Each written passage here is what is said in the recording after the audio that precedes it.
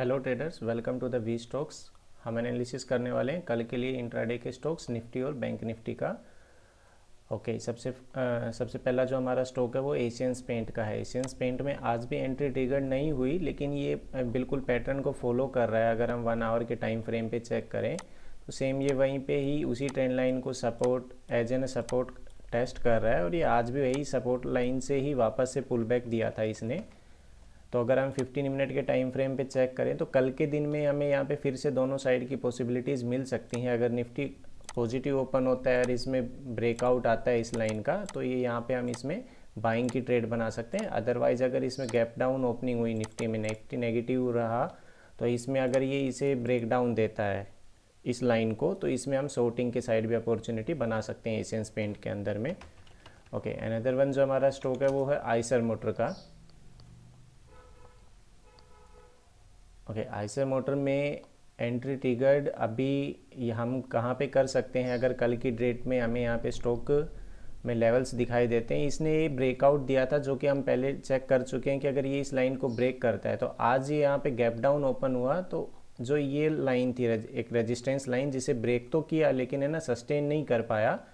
अभी कल की डेट में अगर ये इसे ब्रेक कर देता है, या तो इस ट्रेंड लाइन को ये यहाँ पे जो इसे ब्रेक कर देता है, तो हम यहाँ तक का टारगेट 2525 तक का हम इसमें इजीली टारगेट ले सकते हैं इंट्राडे के लिए।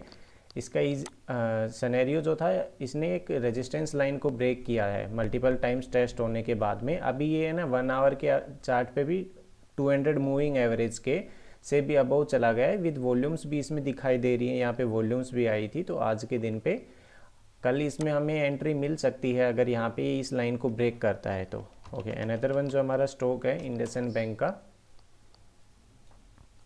ओके, इंडसइंड बैंक में हमारी जो स्विंग ट्रेड है वो तो अभी इसमें चल ही रही है कंटिन्यूस। 1000 का जो टारगेट था अभी 947 पे इसमें है, लेकिन अगर कल की डेट में हमें इंट्राडे की ट्रेड भी मिल सकती है।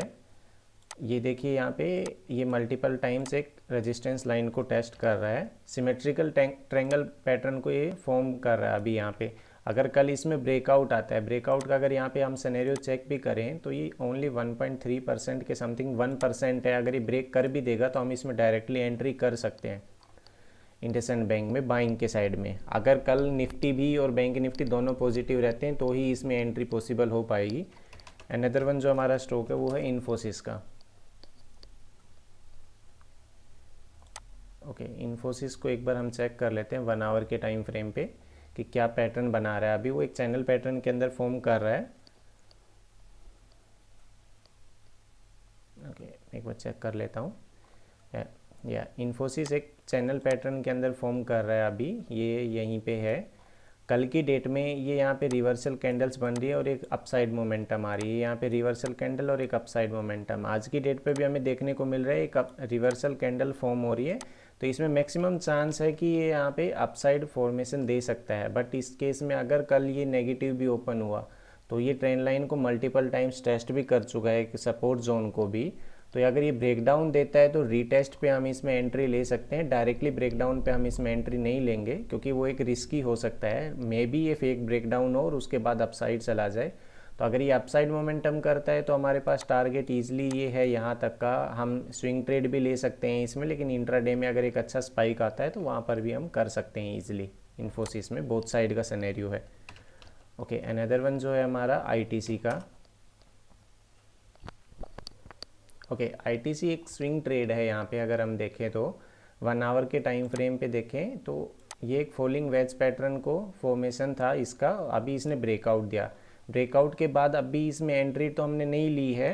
ये अगर ये इसे रीटेस्ट करता है, ये इसका अगर बॉटम से यहाँ से स्टार्ट करें हम, यहाँ से बॉटम से लेके टॉप तक का, तो अगर ये 50% तक रिवर्सल आता है, ये यहाँ पे रिवर्स करता है 50% या 61.8 जो कि एक स्ट्रॉन्ग सपोर्ट की तरह काम करता है, तो यहाँ से पुल बैक पे हम एक एंट्री ले सकते हैं इसके अंदर।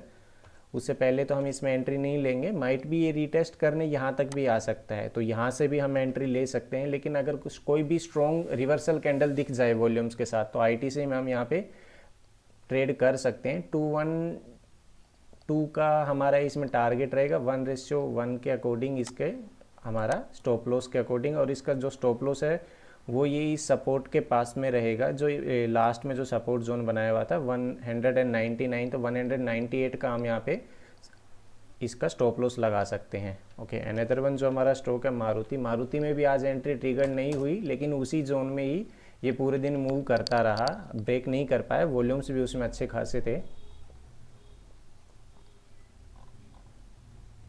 ओके, अगर हम 15 मिनट के टाइम फ्रेम पे चेक करें, वो वही रेजिस्टेंस जोन जो कि अभी उसके लिए एक रेजिस्टेंस हर्डल बना हुआ है, तो ये अगर कल की डेट में भी इसे ब्रेक करता है तो ब्रेकआउट के बाद में हम रीटेस्ट पे ही मारुति के अंदर एंट्री ले सकते हैं। ये अगर इस जोन को ब्रेक कर देता है तो ये यहाँ पर, ये जो कि अभी एक रेजिस्टेंस की तरह रिएक्ट कर रहा है, ये जैसे ये ब्रेक करेगा तो इसमें अपसाइड फॉर्मेशन आ सकती है।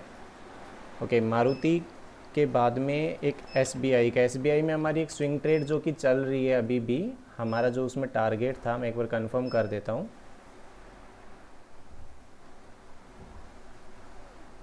ओके, स्विंग ट्रेड के अकॉर्डिंग हमारा जो टारगेट था वो 384 के समथिंग था हमारा, 380। लेकिन अभी जो कल की डेट में हमें जो ट्रेड दिख सकती है इसके अंदर में, ये एक रेजिस्टेंस लाइन, ट्रेंड लाइन को ये मल्टीपल टाइम्स टच कर रहा है।